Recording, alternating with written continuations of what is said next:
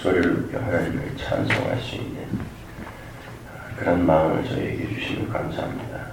하나님, 저희 안에서 찬송이 나올 수 있음을, 저희가 어떤 지경에서 출발했으며 또 어떤 지경에서 하나님의 자녀로 구원받은 자들인지를 알았기 때문입니다.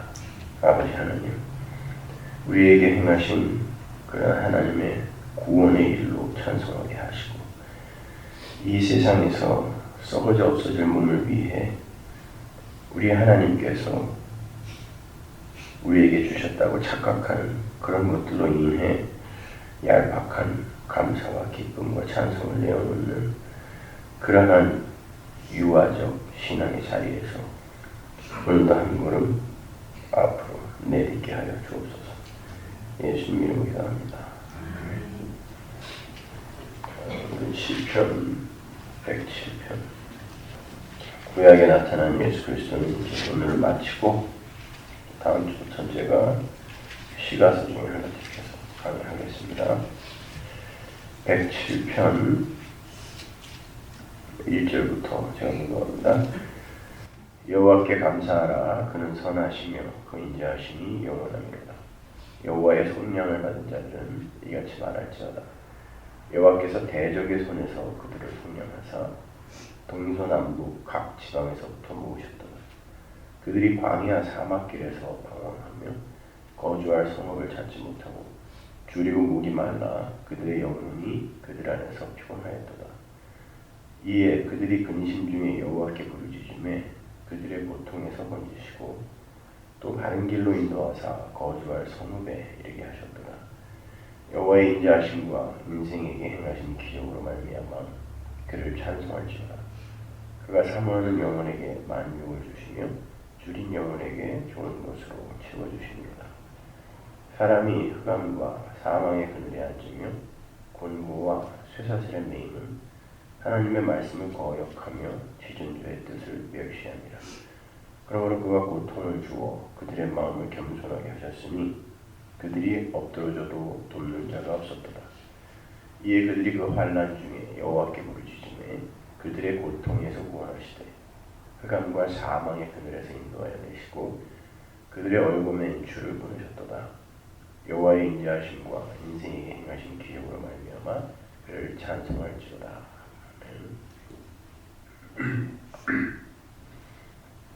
그것까지 다 읽어야 되는데 너무 길어서 오늘은 이제 시편과 같은 이런 시가서들을 읽는 그런 방법에 대해서 조금 설명을 해드리겠습니다.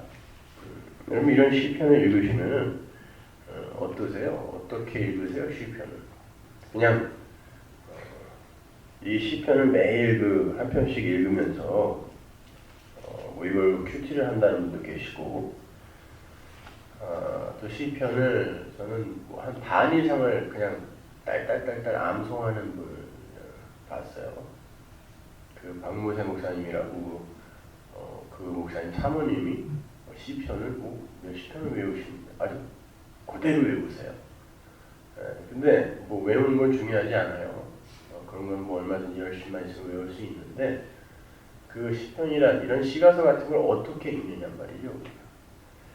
성경은 그 카이즘 구조라고 해서 논리학에서 나오는 이야기지만 역교차 구조라고 해서 히브리 문학의 특징이에요. 그게 그 역교차 구조라는 건 뭐냐면 가운데에 핵심을 두고 양쪽에서부터 설명에 들어와서 핵심을 꽝 때리고 다시 거기에서 또 이제 그런 설명을 해가는 게 역교차 구조라는 거예요. 마가복음 같은 경우에 그렇게 잘 쓰여 있고 성경 전체가 그러한 히브리 문학의 특징을 갖고 기록이 되어 있습니다. 그래서 성경을 그냥 무작위로 가운데를 이렇게 두께만 재가지고 뚝 열면 시가서죠, 그죠? 가운데가. 그러니까 성경 전체가 편집인이 한 분이란 말이에요. 누구요? 성경의 편집인. 성령이잖아요, 그죠? 베드로가 이야기하잖아요. 성령. 그러니까 편집인이 한 분이기 때문에 성경은 역사적인 순서로 기록되어 있지도 않고 교회에게 일관성 있는 어떤 이야기를 설명하기 위해서 그런 순서로 편집이 되어 있는 거거든요. 그래서 유대인들의 성경은 역대하가 끝이에요. 말라기가 끝이 아니라 우리랑 다릅니다. 또 몰몬교라든지 여호와의 증인이라든지 캐톨릭이라든지 다 성경이 있습니다. 이슬람 교인들도 성경 많이 읽습니다, 여러분. 근데 그들이 다 성경의 그 편집 순서를 달리 갖고 있어요. 근데 이제 우리 이제 기독교의 성경은 이런 순서대로 성령께서 기록을 하신 거죠. 그러니까 다른 사람들이 타종교인이나 무신론자들이 성경을 읽는다고 해서 여러분이 기특하게 생각할 거 하나도 없어요. 그런 걸 어떤 그 정보라든지 아니면 어떤 지식의 습득, 수단, 방법 같은 걸로 써서 얼마든지 다른 타종교인들이 인용해서 쓸 수 있잖아요. 그죠? 도울 김용옥 같은 사람이 요한복음 강해 같은 거 해놓은 거 보면 그 사람은 불신자입니다. 장로의 아들이고 어려서부터 모태신앙이라고 본인은 이야기하지만 그는 예수 그리스도를 하나님의 아들로 인정하지 않기 때문에 그건 불신자예요. 그렇지만 요한복음을 강해를 할 정도로 이제 방대한 지식을 갖고 있고 그 성경에 대해서 아주 열심히 공부를 하는 사람이죠. 그런 사람들에게 들려지는 이 성경은 하나님의 말씀이 아니라 그냥 자기의 이 지성을 살찌우고 삶을 보다 성숙하게 만들어내는 어떤 도구요 수단일 뿐입니다. 그러니까 우리에게는 그게 이 성경이 그렇게 쓰여지면 안 되죠. 그래서 이 성경을 가운데를 딱 펴서 시가서가 나온다라는 건 그 가운데가 가장 중요한 어떤 핵심을 담고 있다는 뜻이거든요. 그러니까 전도서라든지 잠언이라든지 시편이라든지 욥기라든지 아가서 같은 게 그냥 여러분이 하루하루 큐티하면서 오늘은 어떤 지혜를 갖고 이 세상을 살까 이렇게 그런 거 배우라고 기록된 게 아니라 예수 그리스도와 십자가를 설명하는 거라고. 시가서라는 것 자체가. 그러니까 시편을 읽을 때도 그 시편 안에서 예수를 발견하지 못하면 그리고 왜 예수가 이 땅에 오셨을 수밖에 없었는가에 대해서 여러분이 읽어내지 못하면 그냥 가요 가사 읽는 거나 이 시편이 다 노래거든요. 그냥 이 시편 읽는 거랑 똑같은 거예요. 전혀 다를 바가 없는 거죠. 그러니까 이런 시편 110편 같은 경우도 여호와께 감사하라 그를 찬송하라 이랬다가 또 인생이 어떻게 고난을 통과하며 어떻게 나그네 길을 가는 것이며 어떻게 풍랑이 있는 바다에서 예편들같이 가는 것이며 이렇게 또 그러다가 또 여호와를 찬송하라 감사하라 이러고 말거든요. 그러니까 사람들이 이렇게 읽으면서 뭘 하는 거야 이게 그러니까 찬송하라는 거야 뭘 해라는 거야 이렇게 이제 읽는 거죠. 근데 삶에 대해서 진짜 고민을 해본 사람은 이런 시편의 탄식들과 찬송이 막 교차하는 것들을 보면서 그게 자기 일의 이야기라는 걸 알아요. 여기도 보면 4가지 종류의 사람이 나옵니다.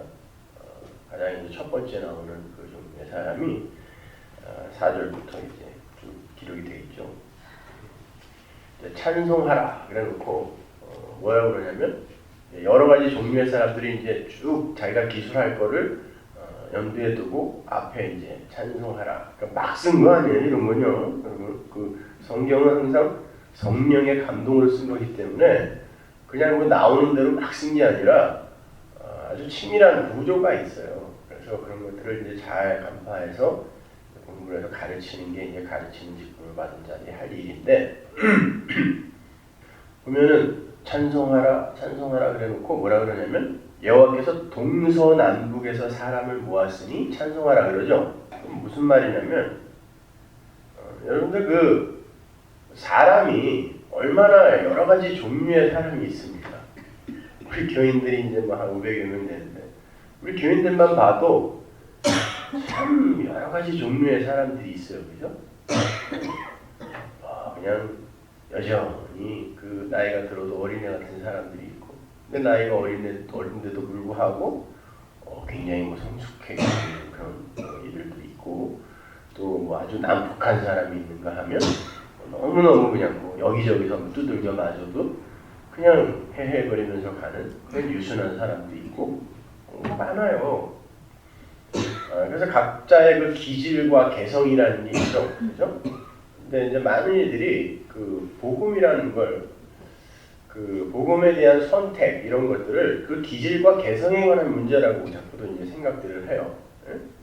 그래서 뭐 나는 음악적인 기질이 있고, 뭐 예술적인 기질이 있고, 뭐 난폭한 기질이 있고, 뭐 이런 기질에 따라서 그러니까 종교적인 기질이 있는 사람들이 복음을 택한다. 뭐 이제 이렇게 이야기들을 하는 사람들도 있고, 또 이제 각자의 개성에 의해서 또는 성품에 의해서 뭐 이제 굉장히 그 유약하고 진취적이지 못한 사람들이 자기 이외에 자기 밖에 다른 어떤 존재에게 의존을 하고 의뢰를 하는 그런 특징이 있으니까 그런 사람들이 특히 이게 종교적이 되고 그들이 복음을 선택하는 그런 사람들이다. 그래서 얘들은 이제 종교를 갖고 있는 사람들을 쪼다로 보죠.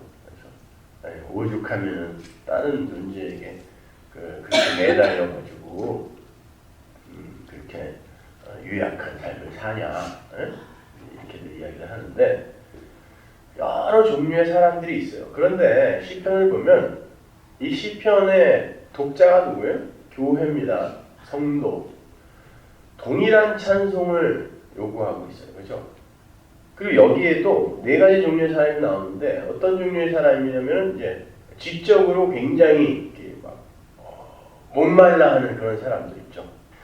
제가 대학 다닐 때 이제 글 쓰는 사람들하고 이제 많이 만나고 돌아다녔는데 그런 사람들 보면 이렇게 대화를 하다 보면 정말 이 시편에 나오는 이런 사람들처럼 너무너무 목말라 해요. 도대체 삶이라는 게 무엇이며 왜 우리는 이 세상을 이렇게 살아야 되며 직업이라는 건 도대체 왜 가져야 되며 이 일이라는 건 왜 해야 되는 거고 내가 일을 해서 꾸며가는 이 문화와 문명이라는 이 역사라는 건 도대체 무엇인지에 대해서 아주 너무 진지하게 고민들을 합니다. 그게 이제 역사 속에서 인간들이 내어놓은 철학이라는 거죠, 그게요. 그래서 철학을 잘 공부하다 보면 인간들의 그 고민과 고뇌가 삶을 고민하는 그 고민과 고뇌가 아주 처절하게 묻어 있는 게 철학이에요. 그래서 저도 이제 철학하기를 참 좋아하는데 그러한 그 고민들을 들어보면 그렇게 해서 이런 거니까 이렇게 이 인생이 내어놓는 것들에는 해답이 없으니까 그래서 우리에게는 구원자가 필요하구나 이렇게 가는 사람이 대개 한 명이 없어요. 그냥 절망해버려요 거기서. 그래서 그냥 이 술로 가든지 아니면 몸을 막 굴려버려요.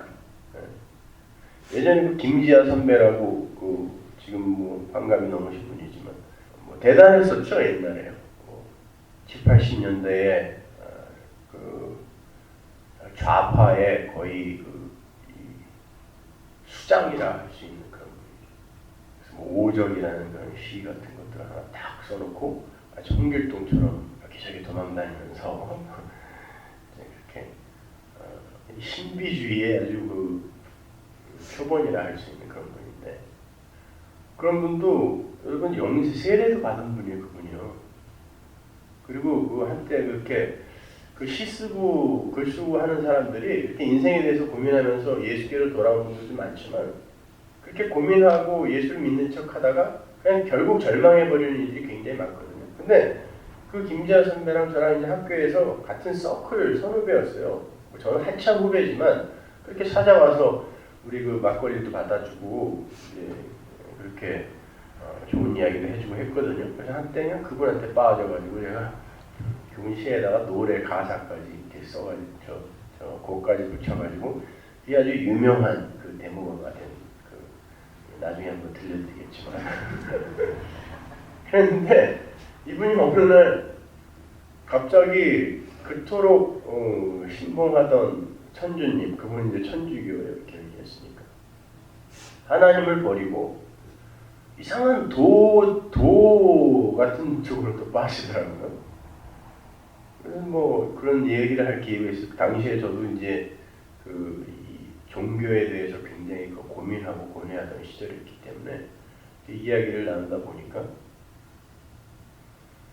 그냥 이러한 현실을 이렇게 붙들어주지 못하고 수정해주지 못하는 신에 대한 실망, 절망 이런 것 때문에 결국은 그 하나님을 떠나더라는 거죠.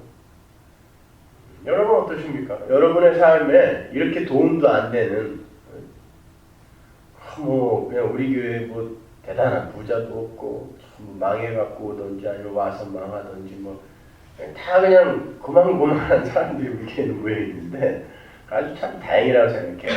교회에 돈 많고 항상 그냥 이게 사고가 터지기 때문에 그제 우리 그분도 우리 학교 대학교 선배인데 분당에 있는 큰 교회를 하시는 목사님인데 교회 돈 100억을 어떤 펀드에 넣었다가 반토막이 나는 바람에 교회를 사임했는데 도대체 100억이라는 돈이 얼마나 큰 돈인데 교회에 100억이 있습니까?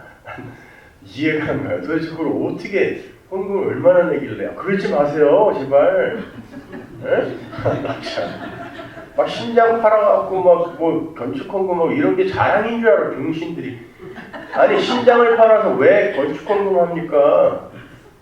정말 그런 걸 열심히라고 생각하니까 그거 왜 하는 줄 아세요? 나중에 그러면 자기가 무슨 천국 가서라도 이 땅에서 보상 못 받으면 천국 가서라도 상을 받을 것 같이 착각들 하니까 그래갖고 교회에 돈이 이렇게 쌓이니까 어디 쓸 데는 없고 그거 쌓여있는 돈 갖고 목사가 뭐 하겠어요? 펀드라도 좀 잘한 거지. 잘해서 튀겨졌으면 그냥 지가 몰래 그건 쓱싹했겠지만 근데 그 선배님이 유명한 수필가입니다. 저희 대학 시절에 진짜 이런 신앙인이 있을까 우리들이 다 본받고 싶어 했던 선배님이었어요. 얼마나 똑똑하고 늘 그냥 진짜 수련회 가면은 얼음판에 무릎을 꿇고 밤새 기도를 했던 그래갖고 그 얼음을 녹인 사람이에요. 근데 그런 양반이 돈 앞에서 그게 여지없이 무너지잖아요. 자, 우리 보세요. 우리 교회가 무슨 대단한 그런 부자들도 없고 특별히 똑똑한 사람도 없고 똑똑한 사람들 많더만요. 표시를 안 해서 그렇지. 똑똑하다 그러면 목사가 뭐라 그럴까봐 그러는 줄 아는지 박사들이 많은데 얘기를 안 하더라고요. 그렇게 내 삶에 개입을 해주지 않고 도와주지 않는 매지컬 띵킹이라고 그러죠. 그러니까 뭐라 그래야 돼요? 미국에 오래 살다 보니까 한국말이 생각이 마귀적 사고가 뭐냐? 마술적 사고라고 그러죠. 마술적 사고가 뭐냐면 우리는 막연한 추측 속에서 살아요. 그러니까 돈이 있으면 명예가 있으면 이러한 어려움과 이러한 힘든 것들이 마치 매직처럼 마술처럼 확 풀리겠지.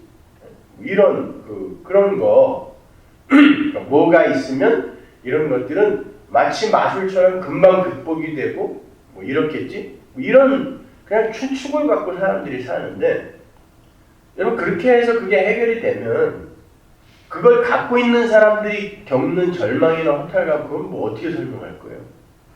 그런 거는 그렇게 해결되는 게 아니거든요.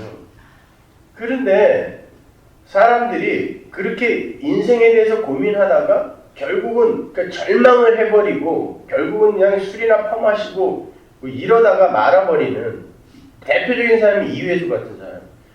매일 그렇게 술을 퍼마시는 이유가 어떻게 보면 굉장히 치근하고 불쌍한데 인생에 대해서 해답이 없으니까 그냥 어린애들 맨날 김장훈 이런 애들 불러가고 술이나 먹는 거예요. 그럼 또 그 사람은 이회수라는 사람하고 술을 먹었다는 게 자랑스러워갖고 또 부르면 아무 때나 쪼르륵 쫓아가가지고 그게 아니라 하나님의 성령이 임한 은혜가 임한 자들은 그렇게 그냥 절망을 하고 술로 나를 보내는 게 아니라 술을 먹는 사람들이 다 그렇다는 얘기 아니라 예수를 붙들게 된다니까요. 예수가 없으면 안 되는구나 이리로 가야 되는데 꼭 그냥 절망해갖고 기영도나 신동엽 이런 사람들처럼 그냥 술이나 퍼먹다가 간암이나 간경화로 다 죽어버리는 거예요. 그런데 그러한 유의 사람들 중에도 하나님을 올바로 만나는 사람이 있어요. 그런 처절한 절망 속에서 그래서 예수가 길이구나 하고 붙드는 사람이 있다니까요. 두 번째로 등장하는 사람들은 이제 10절 이하에 나오는 사람들인데 이 사람들은 쇠사슬에 매여있는 노예가 되어 있는 사람들이에요. 무엇에든 노예가 되어 있는 사람들. 뭐 그게 무슨 어떤 중독의 노예가 되어 있던 뭐 돈이라든지 뭐 명예 뭐 어디든 하여튼 노예가 되어 있는 사람들. 그런데 그 사람들도 그 노예가 되어 있는 것들 때문에 굉장히 고통받고 있다는 걸 아세요. 이 세상에서 저는 자기가 이렇게 갖고 있는 그런 이 세상의 힘과 가치 때문에 항상 always 그렇게 행복한 사람을 저는 본 적이 없어요. 항상 그것 때문에 걱정하고 돈이 많으면 그 돈을 어떻게 유지하고 관리하고 또 이걸 뭐 좀 더 나은 이자에 넣어서 어떻게 불릴까 이런 것들 때문에 걱정이 더 많아요. 명예가 있으면 이걸 어떻게 유지를 할까? 여기서 내려가면 어떻게 되지? 뭐 이런 것 때문에 너무 걱정들을 해요. 제가 그 전기에 있어서 잘 아는데 그 선배들을 보면요. 지금은 다 물 먹어갖고 용산에서 무슨 뭐 컴퓨터 부품 장사나 하고 뭐 이런데 한때 잘 나갔던 대통령까지 꿈꾸던 이런 정치인들이 있거든요. 근데 그 선배들을 보면은 이걸 어떻게 유지할까로 전전긍긍하면서 얼마나 힘들어하는지 몰라요. 그리고 이 머리를 써서 그걸 어떻게 유지할까를 이 머리를 쓰는 그걸 옆에서 이렇게 보면서 야 정말 머리 터질 것 같다 저 사람은 이렇게. 그럼에도 불구하고 사람들은 그걸 갖고 있는 사람들이 굉장히 행복할 거라고 만족스러울 거라고 생각해요. 그건 아주 잠시예요. 누군가가 자기를 막 부러워해 줄 때 있죠? 응? 그때 잠시 느끼는 쾌감이지 그 이외의 모든 시간은 다 그것 때문에 고통스러워하는 시간이라니까요. 그래서 그러잖아요. 부러우면 지는 거다. 그러니까 부러워하지 마세요. 부러우면 지는 거예요 무조건. 그렇게 노예가 되어 있는 그런 사람들 그 상황에서요. 그렇게 내가 뭔가를 가지고 있고 그런데도 불구하고 왜 내 마음이 이렇게 공허하지 하는 그런 종류의 사람들에게도 하나님이 찾아가시면 이런 것들이 나의 길이 아니라 내가 행복에 도달할 수 있는 길이 아니라 바로 예수가 길이구나 라고 그걸 붙들게 된다니까요. 각각 다른 종류의 사람들이에요. 앞에 있는 사람들은 어떤 지적인 고민을 한다거나 뭐 이런 사람들이라면 그 뒤에 있는 사람들은 어떤 그런 뭐 도덕적이라든지 아니면은 뭐 이 사회 문화적이라든지 그런 고민 속에 있는 사람들 이런 사람들에게도 은혜가 가입이 되면 그 사람들도 예수를 붙들게 된다니까요.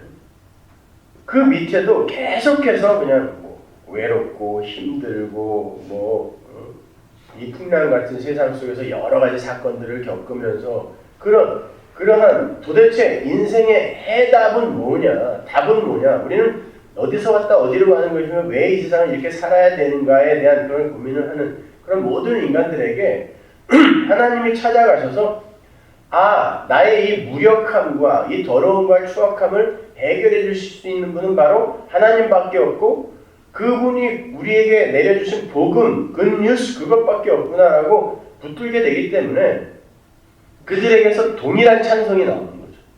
로마서 5장 8절에서 막 이야기하는 것처럼 우리가 아직 죄인 되었을 때에 그분이 찾아오는 거거든. 찾아오셔서 우리에게 니들의 인생의 해답이 무엇인지 알아? 라고 이야기를 해주시면서 복음을 쫙 풀어주시는 거란 말이죠. 근데 우리에게 그러한 찬송이 나오려면 이런 시편 기자의 찬송이 나오려면 그런 탄식이 인생에 대한 탄식이 있어야 돼요. 왜 삶이라는 건 왜 이런지 그리고 나라는 인간은 왜 이렇게 변함이 없는지 우리들의 처음 자리가 그렇게 죽은 흙에 불과한 우리들의 처음 자리가 확인되어지지 않으면 절대로 우리는 구원에 대한 열망이 생길 수도 없을 뿐만이 아니라 구원을 해주신 하나님을 찬송할 수가 없어요.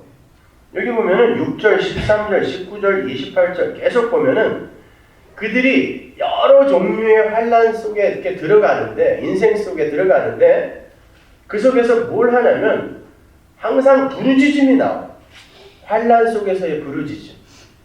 여러분이 예수를 믿고 바로 그러한 부르짖음이 있는가를 확인하시란 말이에요. 여러분의 인생 속에 그러한 부르짖음이 있는 그들에게 하나님이 대답하셨다고 하는데, 그리고 그들이 찬송했다고 하는데, 이미 우리는 하나님에게 구원을 받은 자들이에요. 근데 구원을 받은 자들이 이 역사 속에 와서 뭘 해야 하냐면, 그러한 부르짖음을 내어놓으면서 그래서 하나님이 나를 구원하신 거구나를 배워야 되는 거거든. 그게 신앙생활이란 말입니다. 내가 어떻게 변해가고 성숙되어져 가는지는 부차적인 문제예요. 자꾸 그것들 때문에 고민들을 하시는데, 그것보다 먼저 선행되어야 할 것이 뭐냐면 부르짖음이란 말입니다. 왜 나에게 예수가 필요한지에 대한 그런 처절한 삶의 고민들이 없어요. 그러기 위해서는 우리의 삶의 고난이, 시험이 필연적인 거예요. 필수적인 거라고. 그래서 여러분의 삶 속에서 부르짖음을 끊어내신다니까요. 하나님이 애굽에 들여보내신 이스라엘에게 왕조를 바꿔가면서까지 부르짖음을 드러내셨잖아요.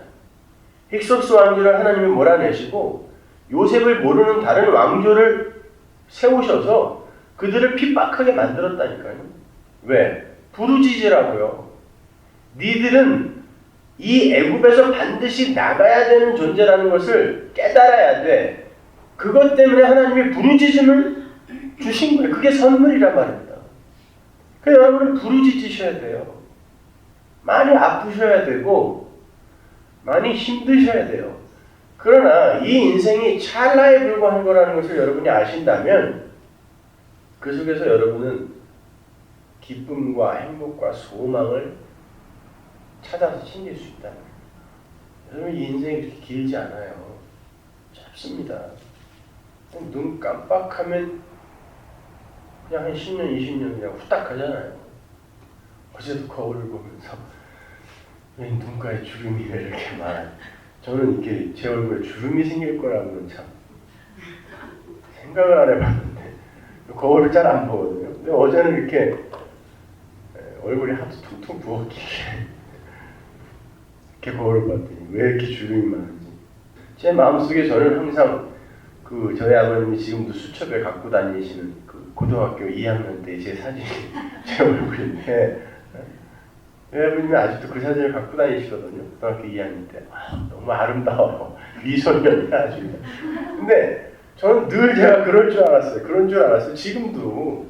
근데 거울을 봤더니 웬 우리 아버지보다 더 늙은 사람이 눈 한 번 깜짝하면 또 이제 그 자리로 가는 거예요. 또. 그러면 그렇게 한 두세 번 깜짝하면은 이제 하나님 나라 가야 되는데, 근데 그 깜짝할 그 찰나의 순간을 어떻게 하면은 행복하고 어떻게 하면 그냥 멋지게 보낼까 이것만 고민하고 있으니까 그 사람들 눈에 예수가 보입니까? 이 인생 뒤의 삶에 관심을 갖게 하는 게 성령이에요. 근데 성령을 받았다고 하는 사람들이 이 이생의 자랑과 여기에서의 쾌락과 이런 것에만 그냥 눈이 시뻘게 가지고 말이죠. 그건 아닌 거예요, 여러분. 우리가 진짜 복음을 올바로 안다면 그런 일들을 오히려 불쌍하고 측은하게 여길 수 있어야 돼요. 그리고 고난 속에서도 이렇게 끈질기게 살려두시는 그런 하나님의 열심, 그런 열심 속에서 정말 당당하고 씩씩하게 기뻐할 수 있는 일들이 좀 있어야 된단 말입니다. 교회 안에도. 그냥 뭐 자기들끼리 앉아가지고 맨날 남 험담이나 하고 그냥 싸움질이나 하고 그 보이지 않는 암투 겉으로 이제 막 하면은 그냥 혼날 것 같으니까 더 교묘하죠. 복음을 안다고 하는 사람들이. 뭐 하는 짓들이에요 그게. 왜 내가 자꾸 인정을 받아야 된다라고 생각들을 하냐고. 다 뭐예요? 내가 잘 살고 싶고 내가 이 세상에서 다른 이들보다 좀 두각을 나타내고 싶다라는 게 지금 내가 하나님이 되어 살고 싶다라는 거 아닙니까? 그러니까 그렇게 그냥 팍 터지게 교회에 와가지고 신장까지 팔아서 갖다 바치면서 하나님 내가 이렇게까지 했는데 날 그냥 가만 놔두실 거예요? 이러고도 앉아있는. 밥도 안 해주고 집에 예배당에 와갖고 그냥 턱 받치고 앉아가지고. 하나님은 그런 걸 열심히 원하지 않으세요. 그런 열심을 내기 전에 진짜 내가 어떤 존재인지, 그리고 나 같은 존재를 하나님이 어떠한 은혜로 구원하신 것인지를 처절하게 좀 배우셔야 돼요. 그래서 그 하나님이 좋아져야 돼요. 예수가 좋아져야 된다니까요. 아니, 천지의 주제이신 하나님 앞에 흙으로 만들어진 인간이 도대체 뭐냐고요, 그게. 여러분 앞에 그 수만 마리의 개미가 어떤 의미가 있는 존재입니까, 그게? 의미가 있는 존재인데 그렇게 아무 때나 그냥 에프킬라를 뿌려서 죽여요? 아무 의미 없는 거죠. 근데 그 정도가 아니라 그냥 인간들 앞에 박테리아, 보이지도 않는 박테리아예요. 박테리아도 아니지, 그냥. 죽어있는, 박테리아는 살아라도 있지만 우린 죽었던 먼지라니까요. 근데 하나님 앞에서의 그 먼지들이 하나님을 갖고 노는 거예요, 지금. 뭐 인권이니 무슨 뭐 사회 정의니 뭐 평등이니 이따오 소리들을 하면서 하나님을 가르치려 든다니까, 이 먼지들이. 그리고 천국은 이래야 된다고 하나님을 가르치려고 그래요. 만약에 이러이러한 천국이 아니라면 난 그곳에 가지 않겠다. 가지 말아요 그러면 보내주지도 않겠지만, 아니 박테리아도 안 되는 인간들이 하나님을, 여러분 기드온 같은 사람 보세요. 우리 사사기 공부하잖아요 요새. 이 박테리아도 안 되는 인간이 하나님 보고 이슬을 내리랬다 말랬다, 하나님 갖고 노는 거예요. 그 사람만 욕할 게 아니라 우리가 한번 보잔 말이에요. 솔직히 우리가 이 내어놓는 종교적인 열심이 정말 요만큼의 사심도 없는 그냥 하나님의 영광만을 위한 그런 겁니까? 우리는 무엇을 하든 사심을 갖고 하게 돼요. 이 인간의 죄성이라는 게 무엇을 안 해도 사심이 들어가요. 또 그러니까 그냥 이거는 완전히 불가능이구나. 이게 시편 110편에 나오는 인간들의, 이 무력한 인간들의 모습인 거예요. 모양은 다르게 그려지지만 그들에게서 반드시 부르짖음이 나와야 된다니까요. 하나님, 저는 하나님 앞에서 이렇게 박테리아도 안 되는 그런 존재군요. 언제든지 하나님을 후 불어버리면 죽은 먼지로 돌아가야 되는 그런 존재인데 하나님 어떻게 저를 구원하신 겁니까? 라는 이 기쁨과 평안 속으로 들어가셔야 돼요. 그러니까 이 세상에서 여러분이 1차적으로 해야 될 건, 여러분이 무슨 뭐 도덕과 윤리를 지키고 성숙되어져 가고 무슨 뭐 굉장히 훌륭한 사람이 되어지는 게 아니라 내 처음 자리가 어디인지를 확인하는 거예요. 여러분은 어머니의 자궁 속에서 나왔는데, 어머니의 자궁이라는 단어가 긍휼이라는 단어거든요. 똑같은 단어. 어머니의 자궁 속에서 여러분이 뭘 잘해서 열심히 헤엄을 쳐서 밖으로 나오게 됐어요? 생명으로? 어머니의 뱃속에서, 자궁 속에서 어머니가 주는 그 생명의 탯줄로 말미암아 그냥 살아있는 거예요. 그것 끊어지면 피떡이라니까요. 그게 우리의 처음 자리입니다. 그게 자궁이란 뜻이에요. 그게 또 긍휼이란 뜻이에요. 긍휼이 없으면 존재할 수 없는 존재가 바로 우리라는 뜻이에요. 그래서 우리가 자궁에서 나오는 거예요. 그럼 그 처음 자리가 어떤 자리인지 우리가 확인이 된 자들이라면, 지금 그런 피덩이, 하나님이 살려주시지 않으면 살 수도 없는 그런 존재인 자리에서 이만큼 옷이라도 입고 이렇게 밥이라도 한 술 먹을 수 있는 자리에 있으면 그냥 감사하면 되는 거예요. 숨을 쉴 수 있는 것 자체가. 근데 이 박테리아들이 보이지도 않는 그 세계에서, 거기에서 뭐 지들끼리 뭐 대통령도 뽑고 이러면서 그거는 좋은 거고 가치 있는 거고 이러고도 살고 앉아있는, 그게 한심하게 보여야 되는 거예요. 여러분은요, 박테리아들이 아무리 도덕과 윤리를 지키고 아무리 성숙하다 한들 걔네가 하는 모든 일은 구제역이나 에이즈 뭐 이런 걸로만 나온다니까요. 근데 그러한 일들을 갖고 하나님께 가서 무슨 상을 달라고 하고 이걸 신앙이라고 이야기를 하겠냐고요. 저는 죽은 흙이네요. 하나님, 그런데 하나님이 당신의 자녀를 삼아주셨으니까 감사합니다. 이리로 가는 거예요. 그러니까 망했다고 징징대지도 마시고, 나는 왜 이런 집안에 태어나서 이런 혜택도 못 받고 이렇게 무식하게 살아야 되는가? 그런 거 갖고도 하나님 앞에 원망하지 마세요. 그냥 살아있는 것 자체가 감사하니까요. 어제 그 달라스에 있는 어떤 분이 메일을 했는데 인터넷 교인이에요. 가게를 하시는데 24시간 저희 그 설교를 이렇게 틀어놓고 있대요. 가게 손님 중에 이제 목사님들이 계신데 어떤 목사님이 오셔갖고 선언하기 위해 설교 들으세요 그러더래요. 그래서 그렇다고 그러면서 이제 책을 한 권 줬대요. 그랬더니 나도 있다고 샀다고. 그래서 달라스에서 목회를 하시는 분이래요. 그래서 그러세요? 그래서 교회를 찾고 있었는데 그래서 제가 목사님 교회에 가도 되겠냐고. 달라스에도 그런 목사님이 계신지 몰랐다고 그랬다는 거죠. 그래서 목사님을 보지 마세요 그러면서 왜요? 그랬더니 책은 읽고 CD는 듣지만 설교는 그렇게 안 한다고. 왜 그러냐고 그랬더니 그렇게 설교하면 사람들 다 나가죠. 그러더래요. 그 목사님이. 그렇다고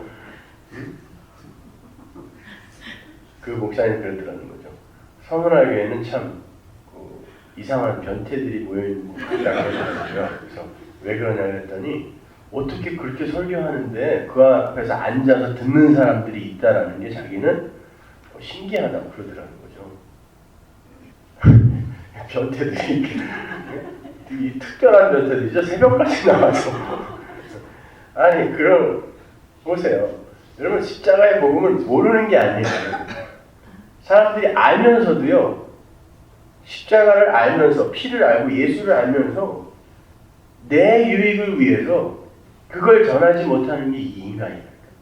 그럼 뭐냔 말이에요. 그러면은 그렇게 알면서 이걸 전해야 되는 건데 이걸 전하면 사람들이 나갈까봐 엉뚱한 소리를 하고 있으면 그게 교회입니까? 친목계지 그냥. 그렇게 모여서 뭐 할 거냐고요. 아니 손인식 목사님 베델교회 손인식 목사님도 그러더라니까요. 안다고 나도. 근데 그렇게 설교하면은 교인들 다 나가서 나 그렇게 설교 못한다고. 제가 그랬어요. 그러면은 그거 교회 아니죠. 아무리 수천 명이 모여도 그게 무슨 교회입니까? 그리고 그거 얘기 못하는 사람이 무슨 목사입니까? 여러분 더 우리가 생각하는 것보다 아주 더 심각해요. 지금 이 시대의 교회라는 것의 현실이. 여러분이 책임감을 갖고 이렇게 막 한가하게 내 문제나 갖고 이렇게 고민할 시간이 없어요. 책임감을 갖고 여러분 어깨에 짊어주신 그 사명을 갖고 많이 기도하셔야 돼요. 진짜 교회가 될 수 있기를 열심히 기도하셔야 돼요. 그들이 용사죠. 그들이 하나님 손에 들려 쓰는 군사지 뭐가 군사입니까? 쓸데없이 그냥 여기저기 가갖고 지 만중이나 챙기고 오는 걸 단기 선교라 그래요. 그런 거 말고 정말 여러분이 알고 계신 그 복음을 올바로 용기 있게 전해주세요. 주변 사람들에게 니들이 나를 어떻게 생각해도 괜찮아. 근데 니들은 이거 안 들으면 죽어. 떠나면 어때요? 그들이 나에게서 떠나는 게 뭐 그렇게 왜 내 세력이 자꾸 하나하나 줄어가는 게 힘드십니까? 아니에요. 그런 건 자꾸 잃을수록 좋은 거거든요. 그러니까 목숨 걸고 전해보세요. 그러다가 나중에 정말 여러분에게 감사하다. 그때 당신이 나에게 그렇게 이야기해 주지 않았으면 큰일 날 뻔했다. 이런 감사의 인사를 받을 날이 분명히 있을 거예요. 아님 말고 어차피 영원히 다른 곳에서 살 사람들이니까 아니면 어때요? 욕 좀 먹으면 어떻고 어떻습니까? 근데 분명히 저에게 매 그 크리스마스나 아니면 새해나 빼놓지 않고 정말 그 전화해주고 안부 물어주는 인사해주는 분이 딱 한 사람이 있거든요. 정말 목회에 이 열매가 미치질 않아가지고 딴 사람들은 뭐 이렇게 교회 목회를 하면 무슨 선물도 많이 받고 그런다는데 나는 크리스마스 때 선물이라는 걸 받아본 적이 없어요. 새해도 그렇고 아무리 그래도 그렇지 나중에 좀 너무하다 싶더라고요. 그렇다고 그런 거 하라는 건 아니지만 말씀을 전하는 자를 존경하려고 했는데 말이야. 근데 그분이 누구였냐면 저한테 권총 갖고 와서 네가 뭔데 40년 나의 인생의 신앙생활을 다 묵사발을 만드냐 하고 죽여버리겠다고 했던 사람이에요. 그 장로님이.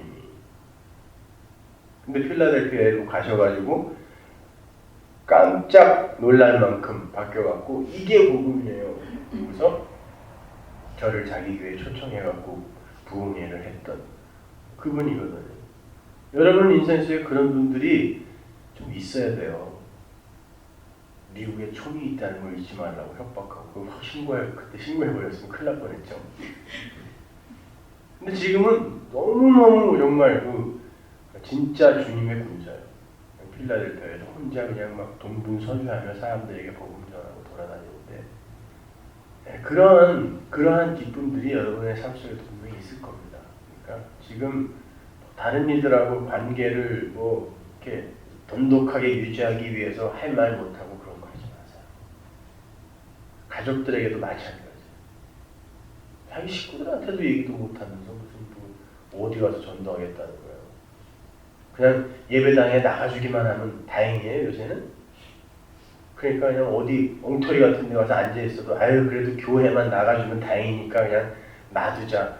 안 해요. 교회 나가주면 차라리 집에 집구석에서 인터넷 하는 게 나아요. 엉터리 예수 배우는 것보다는. 그러니까 올바로 전하세요. 우리 인생이 이 실체가 어떤 것인지, 그리고 왜 우리에게 꼭 예수가 필요한지, 십자가가 도대체 무엇인지 잘 전하시란 말이에요. 기도하겠습니다. 하나님 감사합니다. 아버지 하나님, 복음이 왜곡되고 이렇게 처절하게 위장되어 있는 그런 현실 속에서 하나님, 우리가 진짜 예수의 십자가를 이 말씀 안에서 이겨낼 수 있다는 것이 얼마나 큰 복인지 모르겠습니다. 하나님, 이 시대를 불쌍히 여기셔서 우리에게 허락하신 은혜를 다시 한번 이 역사 속에 부어 주옵소서. 그래야 하나님이 때때로 허락하셨던 위대한 그 부흥의 때가 우리의 살아생전에 한 번쯤은 다시 오게 해 주옵소서. 예수님의 이름으로 기도합니다.